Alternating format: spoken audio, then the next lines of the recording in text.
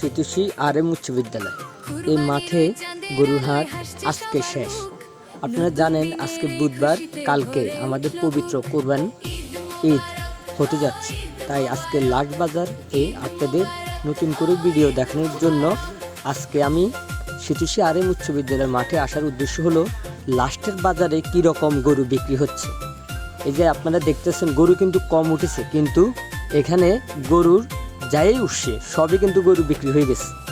আজকে গরু কম এবং কিন্তু এই বাজারের পরিবেশ একেবারে সুন্দর। যদি আপনি চতুর্দিকে ঘুরে এই বাজার থেকে আপনি গরু কিনতে পারবেন, কোনো সমস্যা নেই।